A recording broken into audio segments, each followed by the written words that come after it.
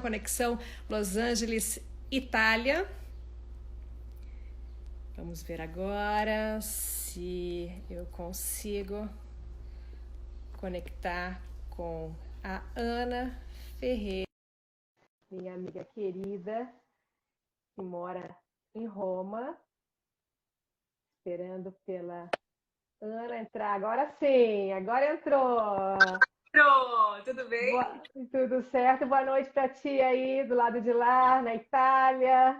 Bom dia para quem está do lado de cá, em Los Angeles. Boa tarde para quem está no Brasil. Então, Que legal. é Brasil, Los Angeles, Itália. Estamos conquistando o mundo, estamos em todo o mundo, né? Que beleza. Isso eu acho que é um lado bom dessa quarentena, que a gente conseguiu conectar com todo mundo que está em qualquer lado, em qualquer lugar. Nós estamos entre amigos aqui, Cleide. Entre... A Ana, uma querida, entrando, o Saul também. Beijo, gente. Saudade de vocês. Olha que legal, bastante gente entrando ali, Portugal também. Eu vi que a Camila também da França estava ali. Ah, Meu ela, marido do quarto. ela tá aí? Eu vi a Camila antes de ter entrado a conexão, caído a conexão, ela estava lá. Vamos ver Ah, se ela entra. Daqui a pouco ela entra de novo. bandeirinha da França. Tá ali a bandeirinha da França. Olha, estamos com gente do mundo inteiro, gente do Brasil, bastante gente do Brasil, Santa Catarina. Vi que meu irmão está aí, meu marido está no quarto ao lado também. Assistindo. Que legal, que legal. Muito obrigada, Ana, por aceitar esse convite, né? Quero apresentar a Ana, para quem não conhece.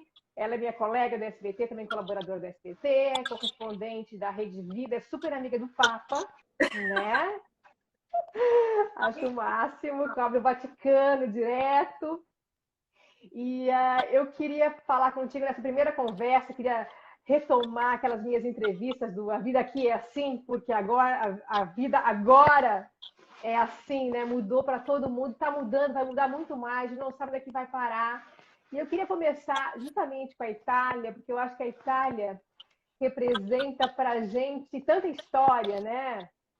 A Roma fez 2.773 anos essa semana, né? Uhum. E eu acho que para a gente representa essa história de uma cidade que foi tomada, conquistada, invadida, passou por várias guerras, né? E agora passou também por essa crise. Começou pouco antes, mais de um mês antes da gente, né? O pico lá foi em março e agora está nessa retomada, né? Eu queria primeiro que tu falasse para a gente como está o sentimento do italiano, do romano, né? Diante dessa pandemia. Já que passaram por tantas coisas. Claro que outras gerações, né? Mas eles trazem isso, acho, no gene deles, né? Então, eu acho que, assim, primeiro é diferente de tudo, né? A pandemia, todo mundo no Brasil, acho que o mundo inteiro tá experimentando, que é uma experiência diferente, né? Do que foi o pós-guerra, que principalmente as pessoas mais velhas sempre comparam sempre com o que foi o período de pós-guerra, com outros momentos de crise. Porque justamente o contato humano, que nos momentos de crise nos dá força, nos dá coragem e para poder seguir em frente, né? Então, quanto que faz falta um abraço nessa pandemia, nessa quarentena, né, Cleide? Quanto que a gente sente saudade da nossa família. Então, assim, esse contato humano, principalmente para quem está na linha de frente, né? Poder abraçar, poder receber o carinho de um paciente, né? E não pode. Então, é uma experiência humana completamente diferente. Então, apesar da Itália, né, ser um dos países que, como você falou aí, passou por muitas coisas, essa é uma experiência nova. A nossa geração que está enfrentando isso, está enfrentando uma coisa completamente nova. E nesse momento eu acho que a gente, com tanta experiência de quarentena, eu vejo que as pessoas se acostumaram um pouco. No início estava todo mundo muito frustrado aqui. As pessoas inquietas. Você via que as pessoas estavam realmente, sabe aquela pessoa que sai para passear com o cachorro 3, 4 vezes por dia? Antes ia uma vez só, sabe? Reclamava que tinha que sair com o cachorro e de repente passa aí toda hora. E agora eu vejo que as pessoas estão assim mais tranquilas. Tanto que a partir de amanhã a gente vai começar a ter uma nova vida com mais liberdade aqui na Itália.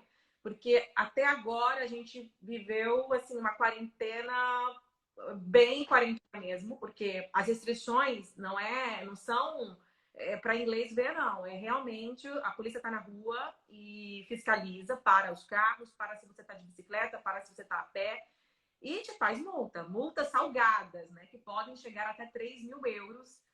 E Olha só. não multa salgada, se você tiver com coronavírus e você estiver na rua, você pode pegar até 12 anos de cadeia. Então, assim, não existe essa coisa que você escolhe, o meu direito de ir e vir. Então, esses direitos, nesse momento de pandemia aqui na Itália, eles ficaram meio em stand-by, digamos assim, né? O direito da privacidade, o direito de ir e vir, tudo isso ficou guardadinho lá do lado para que outra coisa fundamental, ou seja, o bem comum, né, a saúde pública, pudesse ser, que o governo pudesse cuidar da saúde pública. Então, amanhã, um grande dia para todos nós, que a gente vai ter um pouquinho mais de liberdade. Então, não aconteceu na Itália o que está acontecendo aqui nos Estados Unidos, que aconteceu no Brasil, que deu um dia bonito de sol, o pessoal vai para o parque, quebrando a quarentena. Isso não aconteceu ali. Aconteceu no início, até mesmo porque as regras aqui, não é que a gente, de um dia para o outro, a gente acordou e que tinham regras tão certinhas, um decreto como... não era assim. Então, o governo ele foi colocando, até mesmo, só para você ter ideia, o decreto de agora, com as regras que valem a partir da manhã, o governo teve que explicar melhor. Então, ele acrescentou algumas frases para poder explicar, por exemplo, quem são os parentes que a gente pode visitar.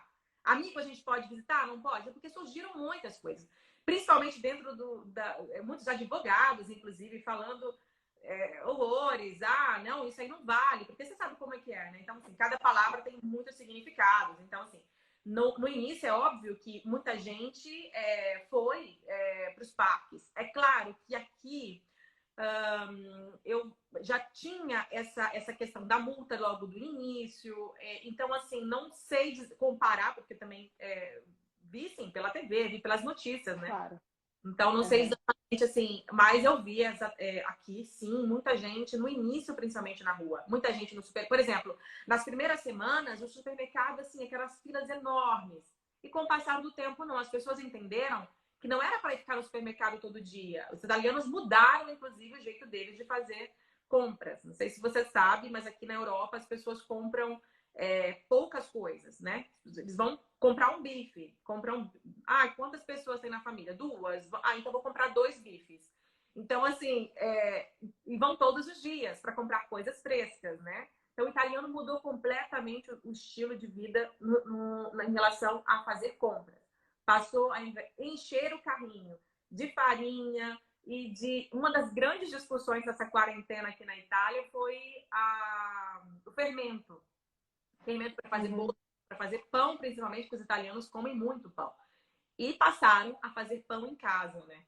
Então, assim, ou seja, não coisas frescas, mas passaram a comprar bens mais duráveis, né? Farinha, arroz, coisas mais duráveis e não ir todos os dias ao supermercado. Então, devagar, essa consciência foi sendo formada e as pessoas passaram a ir menos no supermercado, né? Então, assim, teve multas aqui, por exemplo, de um jovem que saiu de casa, isso foi no norte da Itália, para comprar vinho. E estava voltando de bicicleta para casa e a polícia parou ele. Mas você foi no supermercado? O que você comprou? Vinho. Vinho não é de primeira necessidade. E deram Nem na Itália? Nem não, na Itália? não. Olha só. Aí deram uma multa nele. Então, devagar, as pessoas foram entendendo. Agora, a partir de amanhã, esse novo decreto do governo nada mais é um alvará assim, de soltura, mas assim, de muita. É um teste de confiança muito grande para a população. Então, a partir de amanhã, a gente vai começar a entender de fato como o italiano entendeu as atitudes deles, né? Ou seja, essa quarentena, se tem medo do coronavírus, tudo isso a gente vai entender a partir de amanhã. Por quê? Porque se o governo até então controlava nas ruas, porque era tudo nas ruas, né? Agora ele não vai poder controlar dentro da casa das pessoas. Porque uma das coisas que a gente pode fazer é visitar os nossos parentes até o 6º grau. Ou seja, é muito parente para visitar. Nossa, sexto, eu posso ir para a Itália visitar meus parentes, então, porque eu tenho 3º grau lá, olha só. Pois é, então a gente pode visitar os parentes, por exemplo, eu posso visitar os primos primos do meu marido. Eu posso sair de casa sozinha para visitar os primos do meu marido. Ou seja, quem é que vai fiscalizar dentro de casa? As regras dizem que a gente tem que manter a distância dentro de casa, a gente tem que usar máscaras dentro de casa.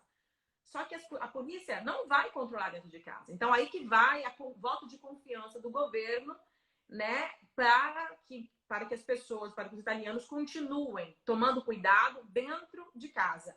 Não se pode fazer festa, não se pode ainda fazer aqueles grandes almoços de família que os italianos amam fazer. Isso ainda não pode, mas a gente pode visitar.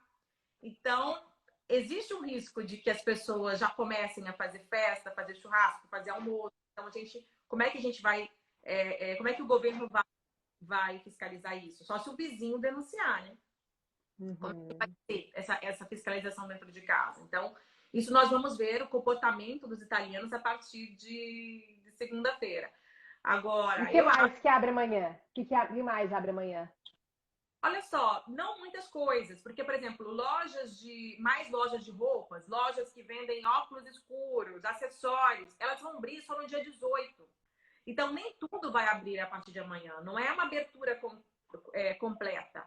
A abertura, porque é a segunda fase, não a terceira fase. Então, assim, em relação à primeira fase, a gente tem mais liberdade. Como, por exemplo, levar as crianças para sair de casa um pouco, passear no parque. Os parques todos da cidade de Roma, por exemplo, eles estão fechados. Vila Borghese, que é um parque lindíssimo aqui, todos os parques, né? Aqui do lado da minha casa, tudo parque. Então, assim, eles estão fechados. A gente não pode, eu não posso, eu corro na rua. Eu saio para correr todo dia e corro na rua, no asfalto. Apesar de eu estar... moro no condomínio que fica praticamente dentro do parque. E eu corro na rua, no asfalto. Por quê? Porque não é consentido, não é permitido, né, a gente correr dentro do parque. Teoricamente, ele está fechado. Mas a partir de amanhã, não, eu posso correr no parque. Só que aí eu não posso levar minha filha para brincar nos brinquedos. Eu posso levar ela para passear, posso brincar com ela lá.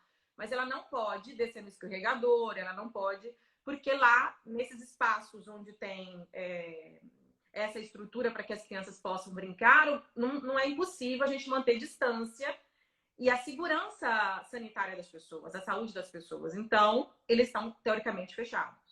Então, escola só em setembro. E existe uma discussão, inclusive, para fazer com que é quando começa o ano letivo de 2020, 2021, setembro, como aqui nos Estados Unidos, né? Diferente do Brasil. Isso, bem lembrado, Cleide. Isso mesmo, é diferente do Brasil. Então, o ano letivo, ele terminaria agora em junho, já termina tudo.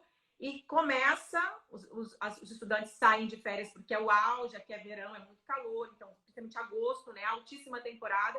E aí começa o ano letivo em setembro. Então, as aulas, teoricamente, vão começar em setembro. Só que existe ainda uma discussão sobre as creches, ou seja, crianças com menos de 3 anos, que é o caso da minha filha, por exemplo, se eles vão reabrir ou não as escolas. E mesmo assim, existe as escolas, ou seja, as creches, as escolas da primeira infância. E existe também discussões como será o novo ano letivo dos estudantes italianos. A ministra da Educação está sendo um pouco pressionada, porque as escolas, justamente, elas querem se preparar. Os profissionais da educação, eles precisam, né, se preparar, porque, coitados, eles da noite para o dia tiveram que se adaptar, fazer tudo online. Enfim, para eles também não é fácil. Existe um momento de preparação. Então, ela está sendo pressionada nesse momento justamente para dar respostas. Porque já falaram que quando vão reabrir, não vai ser a mesma coisa. Então, assim, não é a vida de antes. Não é uma vida normal. É uma vida nova. Então, é isso que a gente... no início, a gente esperava... Eu via muito isso. As pessoas falando, eu quero uma vida... quando que a vida vai voltar ao normal e tal. Hoje eu já vejo que as pessoas têm uma consciência diferente aqui. Elas sabem que a vida de antes ela não vai voltar imediatamente à vida de antes. Então, não é a vida de antes, não é uma vida... É o novo normal. Que a gente tem que aprender como lidar. Então, parte do comércio, uma das primeiras coisas que o governo deixou abrir foram as livrarias, lojas de produtos para crianças, brinquedos e roupas e tal. Mas, mesmo assim, lojas não pode entrar muita gente junto. Tudo diferente, não é como antes, entendeu? Como a Camila falou agora ali da França, vai ser uma constante readaptação de todo mundo. Essa semana você falou da escola aí, foi interessante, porque o Newsom, que é o governador aqui da Califórnia, falou assim, de repente a gente pode começar as aulas em junho, o novo ano letivo. Aí os sindicatos dos professores falaram assim, mas como assim começar em junho e julho? Você nem terminou, a gente nem conseguiu se adaptar direito ainda. A gente tem que repensar todo o ano, não é simplesmente começar, né? Aqui eles estão pensando, inclusive, de fazer 2 turnos, coisa que nos Estados Unidos não tem, como tem no Brasil, né? Aula de manhã, vespertino e matutino, tem no Brasil, né? Aqui não tem. E começa às 8 da manhã e vai até às 3 da tarde a aula aqui, né? Todo mundo tem esse período inteiro de aula. E agora estão pensando para dividir as turmas, para ter menos gente, menos crianças nas salas, colocar alguns de manhã e alguns à tarde. Então, tudo vai ter que ser mudado. Essa seria uma boa ideia também para a Itália, viu? Porque aqui uma das discussões não foi essa a sugestão, mas essa é uma ótima sugestão, lembrar, porque aqui a Itália também é como nos Estados Unidos. Não tem de manhã e de tarde, é quase o dia inteiro, né? A criança vai de manhã e sai às 3 ou 4 da tarde. Mas essa eu acho que é uma boa opinião. Você que é mãe, o que você acha? Eu acho que aí eles vão abrir um outro problema, porque as pessoas trabalham o dia inteiro. Né? E eu acho, lá atrás, quando eles resolveram fazer esse período inteiro ali, né? Porque a criança fica da aula das 8 da manhã até às 3 da tarde, mas tem o after school, que vai até às 6, porque os pais trabalham o dia inteiro. E se for só um período, aí eles vão ter que arranjar uma outra maneira de um daycare, talvez, ali para cuidar das crianças nesse outro período. Aí vai ter que ter um outro ambiente, se eles querem separar, para não ter todo mundo na sala de aula, vão ter que readaptar isso também, né? As famílias então, também com babás, ou seja, começa a aumentar também o núcleo familiar, enfim. Tudo, eu vi que o Silvio aqui também falou que as regras ali da Itália estão muito parecidas com o Silvio Ferreira, é isso? Em Portugal, disse que faz um tempinho que passou aqui, deixa eu só pegar, aqui, Silvio Ferreira disse que em Portugal as regras estão bem parecidas com a Itália. Eu vi que na Espanha, eu acho que também essa reabertura está muito parecida, né? E a terceira, são 4 fases, é isso, de reabertura que eles estão prevendo? Uhum. Assim, não é muito tudo claro, tudo certinho, né? Eles não divulgam. A gente sabe que nos bastidores o governo está trabalhando demais. O governo não, vamos dar o nome aos bois. É uma equipe técnico-científica com especialistas, ou seja, uma comissão técnica que está trabalhando dia e noite, desde o início, para poder visualizar. Então, tudo depende de como os italianos vão se comportar nessa primeira fase. Então, deram um pouco mais de gente. Como é que os números do contágio, eles vão começar muito de uma hora para outra? Então, vai depender. Como eu falei, a polícia estava fiscalizando na rua. Agora não vai fiscalizar dentro da casa das pessoas. Então, é um voto de confiança muito grande.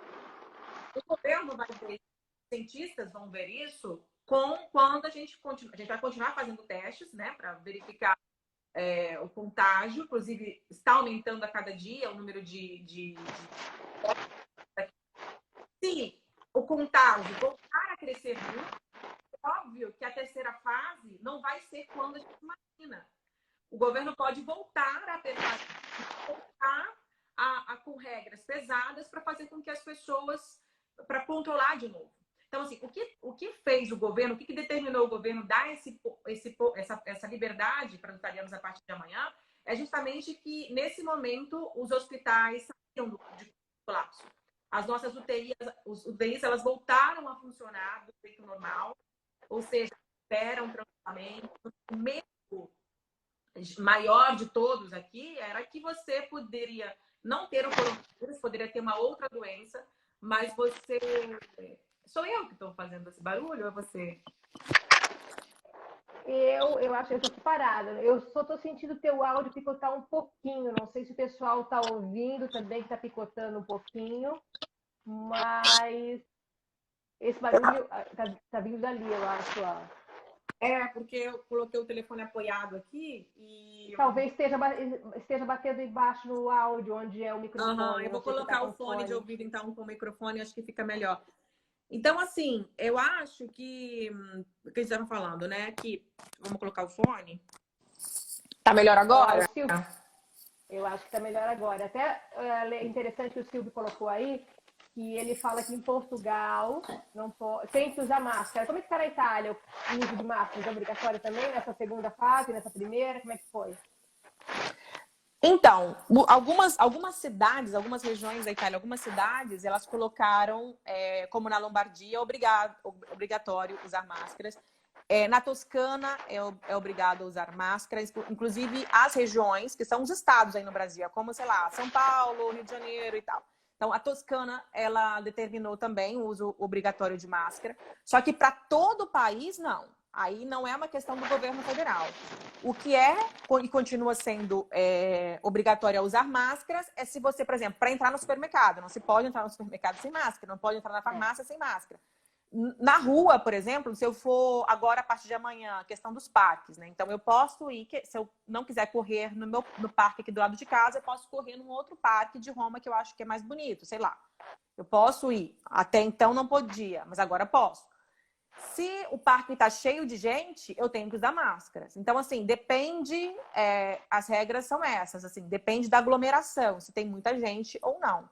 Agora, passear com a família, você não pode ficar aglomerado, você não pode sair, eu não posso sair, eu, meu marido, minha filha, pertinho. Ele tem que ficar, sei lá, na frente com ela no carrinho, sei lá, e eu 1 metro de distância. Mesmo a gente sendo um núcleo familiar, a gente não pode ficar aglomerado. Por quê? Porque chega outra família, não faria sentido se fosse só nós 3 na rua. Mas juntando outra família de 3, outra família de 3 e todo mundo aglomerado, quando as pessoas passam uma do lado das outras, cria uma pequena aglomeração, né? Então, por isso o uso de máscara. Quando você usa máscara, você está protegendo você e a outra pessoa. Então, apesar das pessoas não aguentarem ficar muito tempo com a máscara. A última vez que eu fui no supermercado, a mulher que estava atrás de mim, ela tirava toda hora, ela não aguentava. A gente estava embaixo do sol, na fila do supermercado, ela tirava o tempo todo, né? Então, por quê? Porque não estava aguentando. Ainda mais essas máscaras sem aquele filtro. Tem muita gente usando máscara de pano, então tem que lembrar que não é uma coisa para você fazer um selfie e colocar nas redes sociais. Vai muito além disso.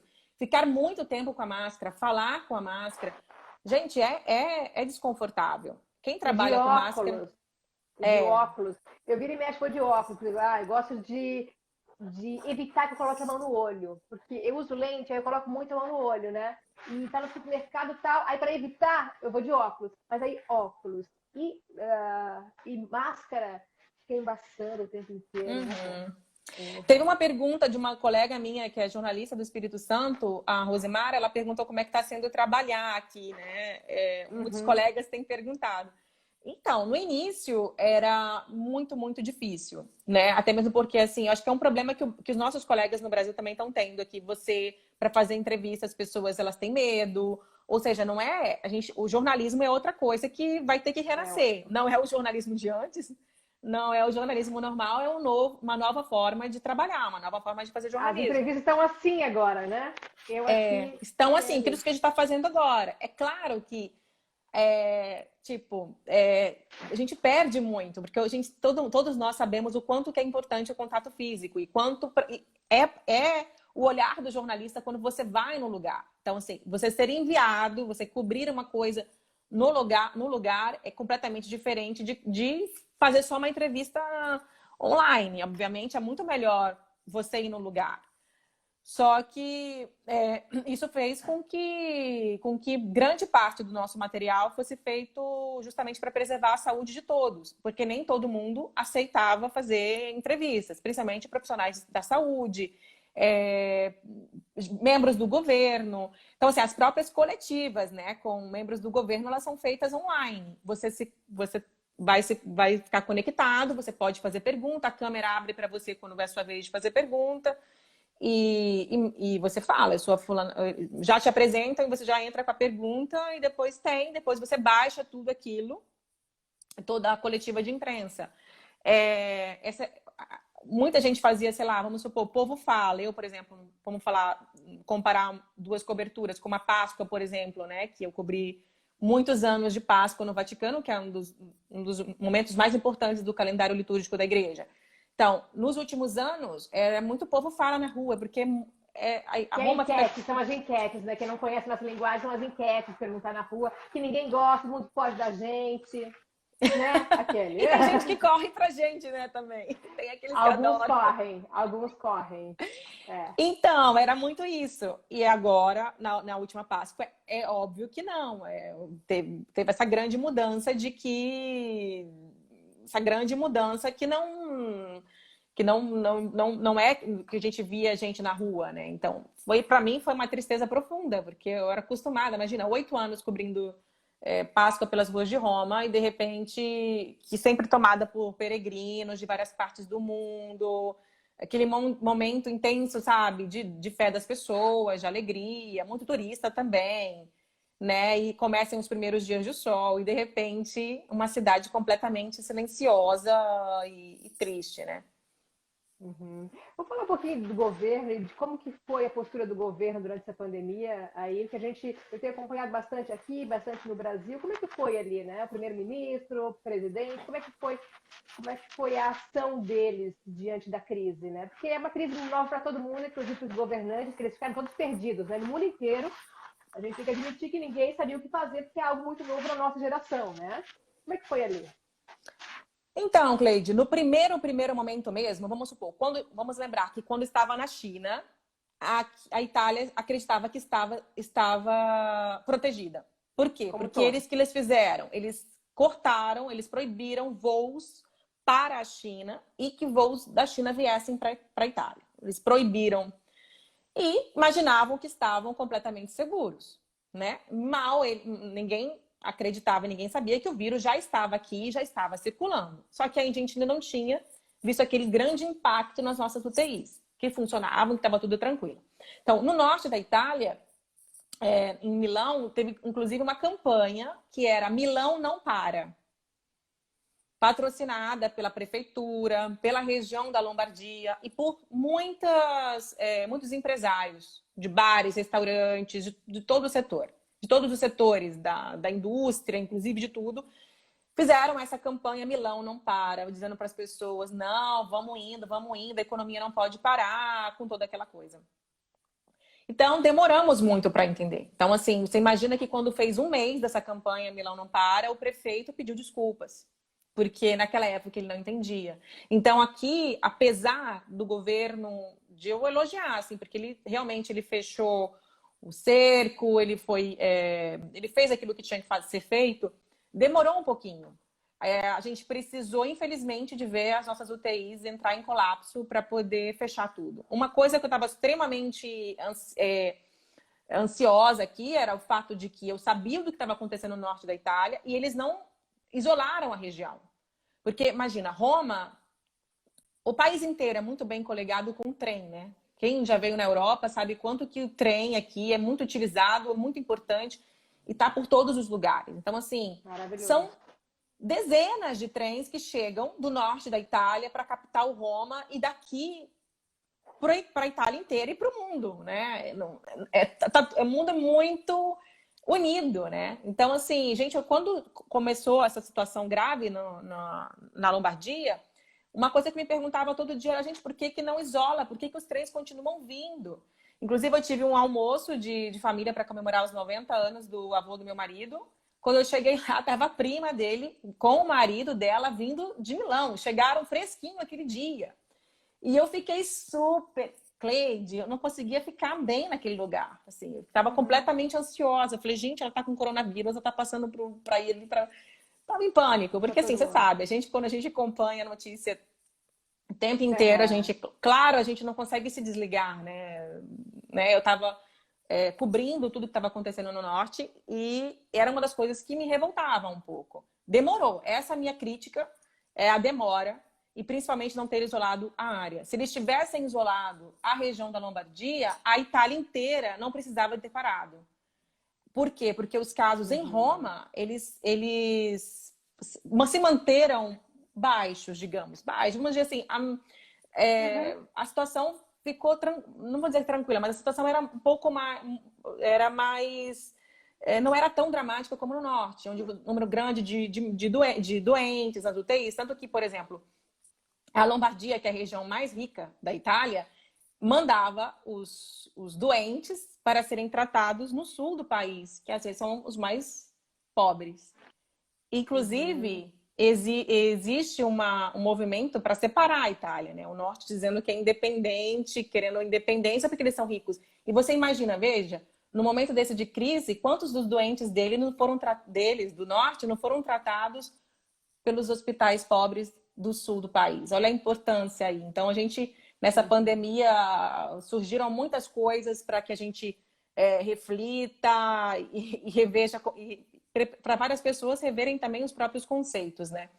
Então, a minha única crítica é essa da demora, que eu acho que todo mundo errou.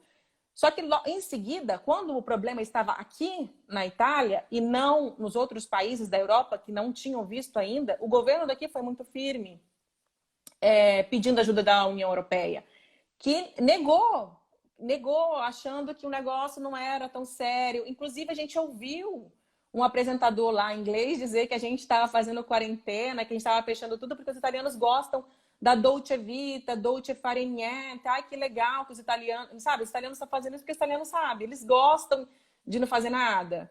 Então, a própria mulher do Sarkozy, acho que é a Carla, né, o nome dela? Carla Sarkozy?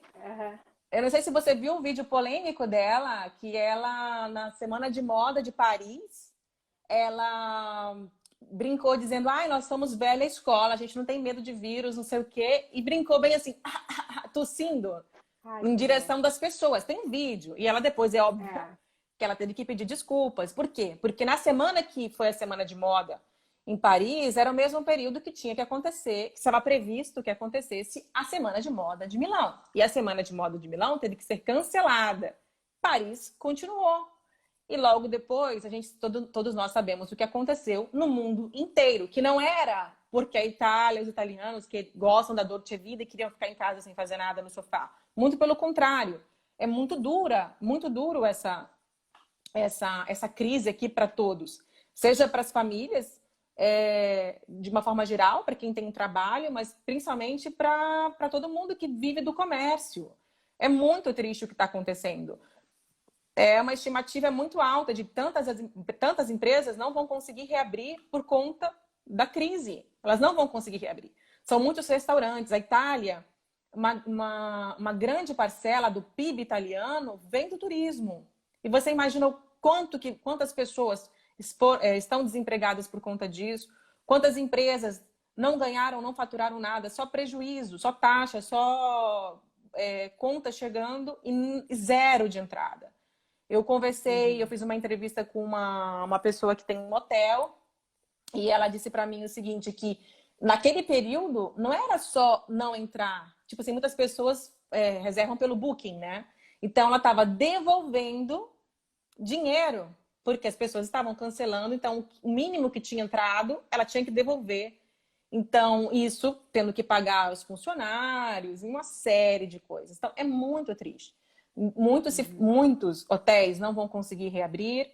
O turismo também será uma coisa nova. A gente vai ter que pensar, as pessoas do setor vão ter que se renovar, renascer, né? Nascer de novo com uma nova forma. Então, para a Itália, isso foi muito sofrido. Não era besteira. E o mundo, infelizmente, não ouviu esse recado. O próprio Brasil. Quantas vezes eu falei até com os próprios amigos, com gente da família. Gente, ainda dá tempo. Não corram o mesmo risco. Não cometam os mesmos erros da Itália. Mas é aquela coisa, né? Tipo adolescente. Cada um tem que cometer os próprios erros, né? Exatamente. Nem com a história, né?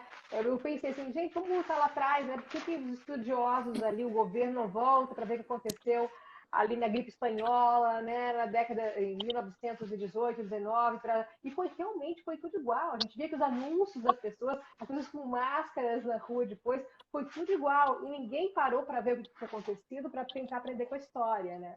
Você falou da Carla Bruni ali, da mulher de Sarkozy. Aqui aconteceu uma situação muito parecida também com um jogador de basquete, que ele teve a coletiva no final do jogo. E aí os repórteres estavam todos a 2 metros de distância dele, com os microfones lá. Aí ele disse, mas por que vocês estão assim longe de mim, gente? O que vocês acham que eu tô com coronavírus? E começou, tossiu na mão e passou a mão em todos os microfones. Na mesma semana saiu o teste que ele estava com o coronavírus. Não. Ele tirou o maior sarro. E isso foi assim, foi até interessante, porque meu irmão tinha vindo para cá, ido. Ele foi, assim, sei lá, 3, 4 jogos da NBA com 20 mil pessoas. Isso no começo de março.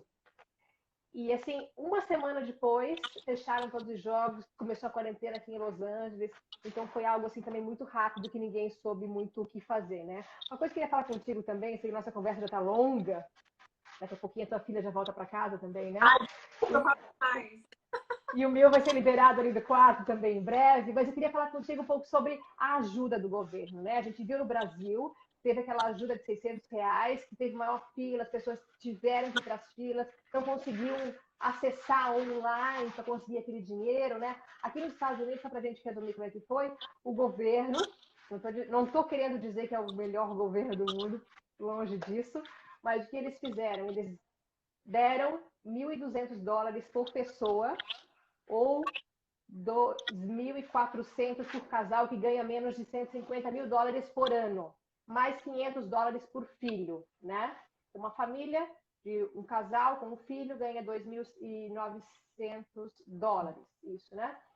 E o que aconteceu? Esse dinheiro, um belo dia, entrou na conta. A gente não precisou fazer nada, porque eles têm o nosso imposto de renda e eles têm o número da conta e eles vão lá e colocam na conta. Então não teve nenhuma aglomeração, não teve que ficar ligando. É claro que eu estou generalizando, mas assim, a maior parte da população foi mais fácil isso. Teve gente que teve que regularizar a conta, né? Enfim. Como é que foi na Itália, Ana? Não, então, essa ajuda boa do governo americano a gente não recebeu. Aqui não foi assim, não. Tiveram algumas ajudas, por exemplo, bônus para babá, para as famílias do trabalho, as escolas fechadas, então foram dando tickets, ajudas. A outra ajuda essencial maior foi tickets de alimentação. O governo, aquilo foi rápido, ou seja, não pode faltar comida para as pessoas. Muita gente está com dificuldade econômica. Então foi um passo assim, tiraram a burocracia para poder agilizar, para que fazer com que essa ajuda chegasse para as pessoas que mais precisam. Deu dinheiro para que liberou uma verba para que as prefeituras comprassem ticket alimentação e distribuíssem para as famílias mais necessitadas. Então, foi essa ajuda que correu. Isso foi entregue praticamente na casa dessas pessoas, né? Essa ajuda foi chegando lá. A outra coisa que, por exemplo, para as famílias, para as pessoas que a gente viu no Brasil, né? Muita gente que está nas filas da Caixa Econômica para receber esse auxílio de 600, elas não têm acesso à tecnologia. Vamos supor, tem um celular que não dá para baixar uma app. Ou, por exemplo, liga para o telefone não funciona. Então, a pessoa já está desesperada, precisa fazer a compra para o mês, tem filho em casa para sustentar. Essas pessoas vão, óbvio, dormir na fila, na esperança de que alguém atenda e que pegue o benefício. Aqui o governo se antecipou em relação a essas pessoas, que são as mais frágeis, fazendo com que, por exemplo, a polícia levasse, por exemplo, a aposentadoria dos idosos em casa, para fazer com que os idosos não saíssem de casa. Então, assim, idosos que não bastava ligar para o número do próprio município. Então, assim, ele deixou essas ajudas um pouco mais regionais, confiando nos governos, né? Nas regiões aqui, cada região é um estado na Itália, esse assistencialismo. Uma pergunta para você, Cleide. Aí nos Estados Unidos, o governo, para dar essa ajuda financeira, ele imprimiu dinheiro? De onde vem essa... Aqui eles imprimem dinheiro, né? Aqui nos Estados Unidos, e aí eles fazem isso para virar a economia, né? Porque eles vendo que as pessoas vão continuar comprando, né? Eles querem movimentar a economia e também evitar a fome, querendo ou não, né? Porque muita gente são 30 milhões a menos de emprego aqui nos Estados Unidos, e esses empregos não sabem quando que vão voltar. Muita gente foi colocada em licença não remunerada, só que assim, licença não remunerada, que eles revisam em um mês, revisam em 2, depois eu acho que são até 6 meses, mas enquanto as pessoas estão em licença não remunerada, podem receber o seguro-desemprego. né? Só que esses empregos, a gente não sabe se vai existir. Elas estão em licença, mas daqui um mês talvez a empresa feche, Isso aqui né? está complicado também. Muita gente que a Cassa Integrazione se chama, né? Que os funcionários foram colocados em stand-by, eles estão ali esperando. Ou seja, quem paga o salário, uma espécie de seguro-desemprego, é o governo. Isso, aqui também. E a esperança de que a empresa renasça. Só que aqui na Itália, eu soube, né? Tem muitos amigos aqui que foram colocados pela empresa nessa situação, ou seja, o governo está pagando esse benefício, mas a empresa quer que eles continuem trabalhando. Então, eles estão trabalhando. Uma é professora de inglês, então ela está dando aula online. O outro trabalha num escritório e está trabalhando, continua trabalhando de casa. Ou seja, os italianos sempre dão Dando jeitinho. na coisa. Então, assim, é muito triste isso, porque eu vejo de um lado o governo que tenta ajudar, mas aqui as regras elas são feitas sempre pensando no italiano que quer algum tipo de vantagem também nesse sentido, né? Não é correto que as empresas algumas empresas tenham feito isso com os funcionários. Não é honesto, mas eles fazem isso para poder pegar esse dinheiro. Porque também não é muito claro as outras ajudas do governo para as empresas. Por exemplo, foi já avisado que as empresas podem ter acesso a um benefício. Só que não é um dinheiro dado, como aí nos Estados Unidos, é um empréstimo.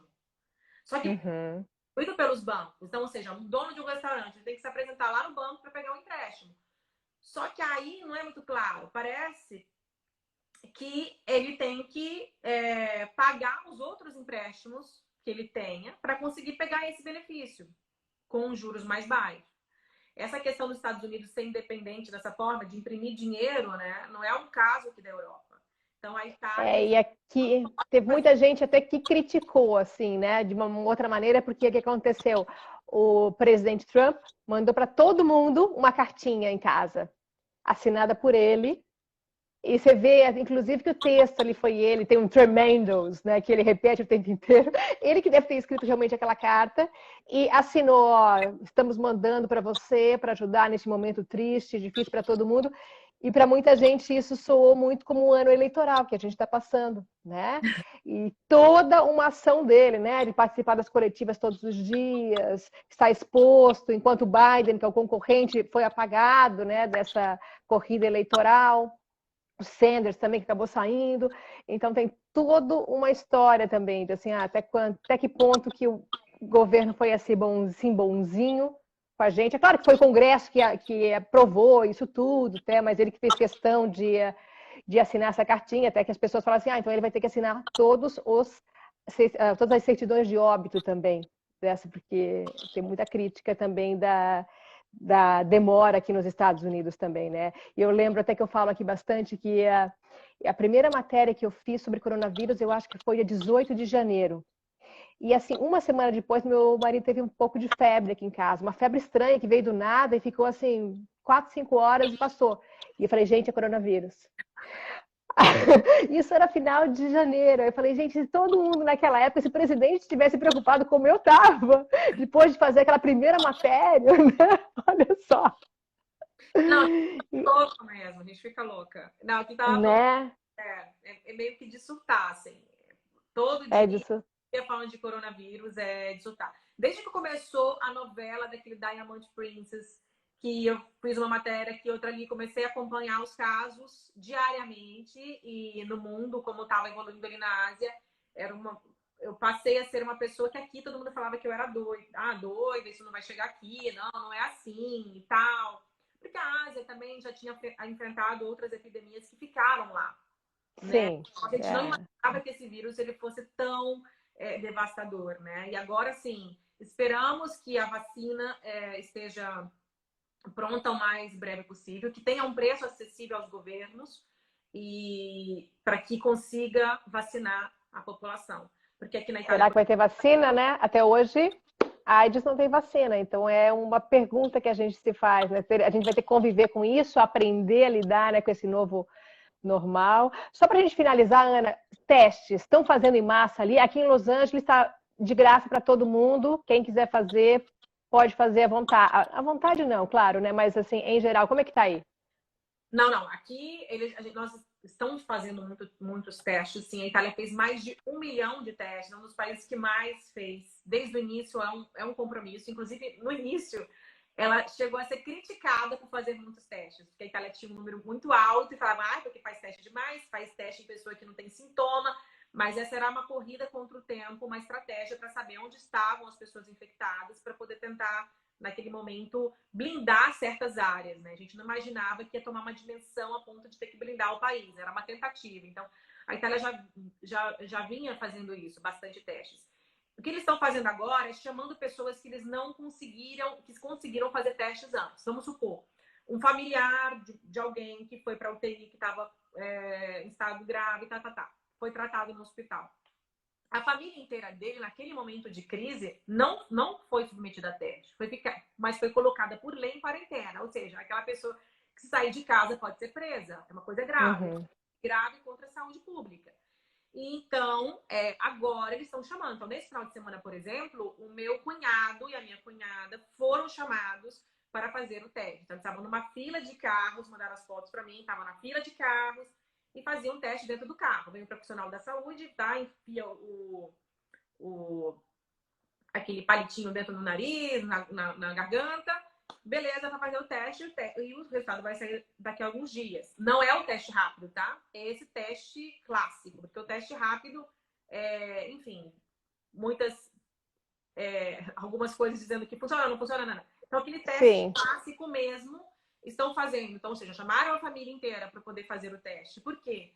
Porque tem casos de pessoas, tem até uma modelo de 20 e poucos anos aqui, que ela está há mais de 50 dias com coronavírus. Ela fez vários e vários testes, ela não tem nenhum sintoma, mas ela continua com o vírus. Ou seja, ela é uma portadora do vírus e ela passa para as pessoas. Então, ela está... Ou seja, ela continua isolada e é um mistério. 50 dias? Que incrível.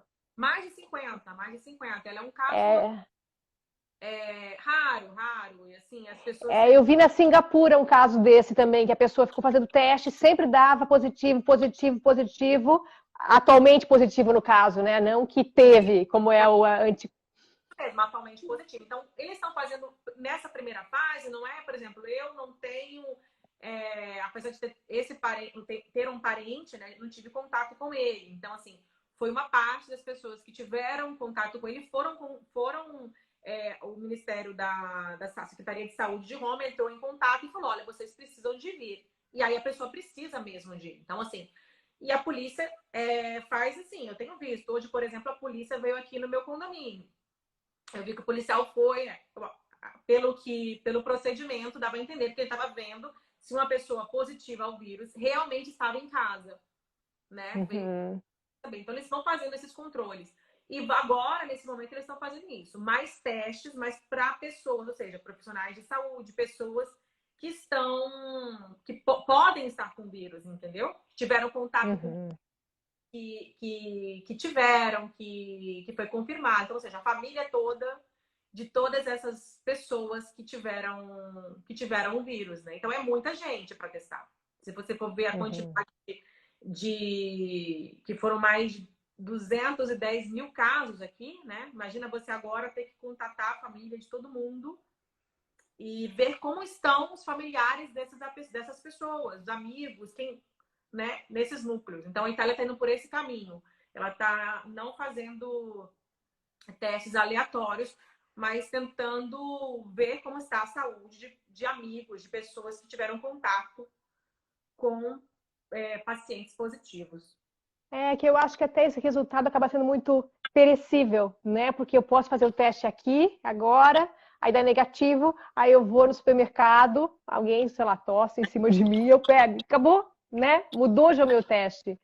Então, esperamos por esse, de repente, o teste dos anticorpos, que talvez também não representam nada, né? Porque não sabem dizer se pega pela segunda vez, pela terceira, tá tudo muito novo, né? Eu acho que é até interessante, a gente teve o Los Angeles Times colocou antes de uma reportagem, algumas vezes eles colocaram essa nota dizendo que, olha, o que você está lendo agora é o que está acontecendo agora, mas daqui a 1 hora pode ser outra notícia já. Não é que é fake news, é diferente. É que tudo é tão rápido, tudo é tão novo, que a gente não sabe se esse teste funciona, se o outro funciona, quais são os sintomas, né? Cada dia aparece um sintoma novo do coronavírus. Então, é tudo muito novo. A Tudo mesma muito novo. coisa também no início, né? Falavam, a criança não vai dar nada, não sei o quê. Só que eu fui logo na fonte, eu vi que na China tinham muitas Crianças. crianças, inclusive morte. Eu falei, ué, como assim não está dizendo que não é? E aqui as autoridades continuavam falando, olha, a criança não tem nenhum problema, não tem nenhum problema. Então, assim, apesar da própria Organização Mundial da Saúde ter falado isso no início, e depois voltou atrás, não, peraí, o coronavírus também pode ser um perigo para jovens e ter criança que morreu. Então, assim, no início, é óbvio, todo mundo errou. Todos nós erramos, vamos nos incluir, né? Ou seja, a humanidade inteira errou.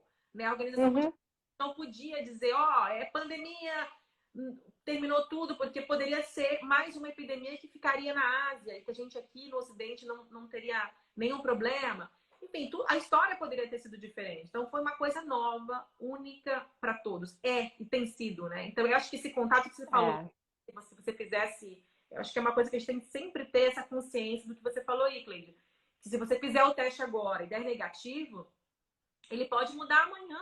Se você... Pode. Se você for no supermercado e só...